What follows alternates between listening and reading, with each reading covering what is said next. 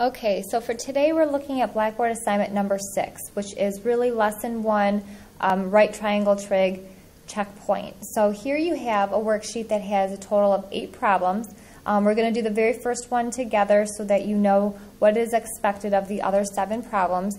And really what you're doing here is you're solving for the missing side length that's presented to you in each right triangle. And then you are coming up with the 6 trig functions and those ratios given wherever theta happens to be positioned in these right triangles. So let's look at example 1.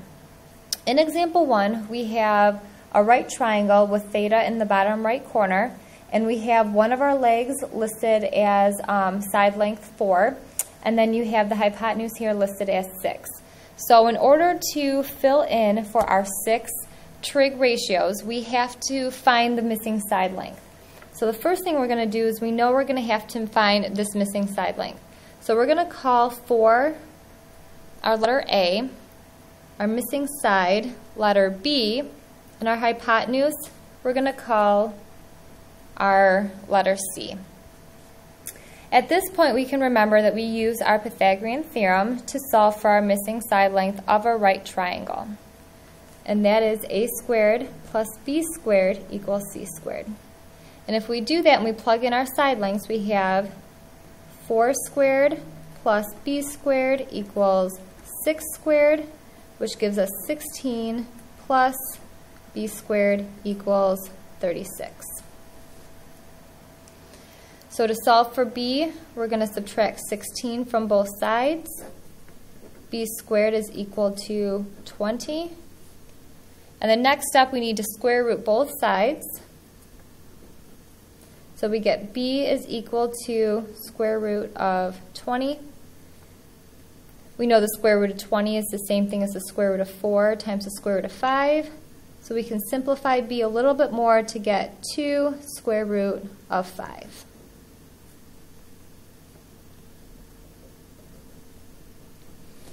Okay, so to set up for our 6 trig functions at this point, we did the first step, which was find the missing side lengths. Now we need to evaluate the other 6 trig functions.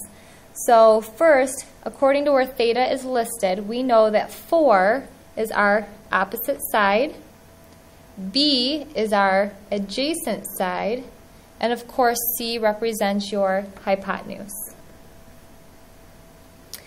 So I'm going to write over here in the corner up at the top Sohcahtoa that we talked about the last time we were all together in class. And we're going to follow the steps that are given to us in that Sohcahtoa. And the first is, sine is obviously our opposite side over our hypotenuse. So opposite side is going to be 4 over our hypotenuse, which we know is 6. And we can reduce this fraction to be 2/3. Cosecant is obviously the reciprocal of sine, so I get 3/2 for that. Cosine is the a and the h, which is the adjacent side over our hypotenuse. Adjacent side is 2 square root of 5 all over 6.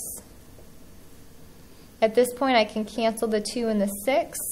I still have 1 as a placeholder. 2 goes into 6 3 times, and this is the same thing as the square root of 5 all over 3.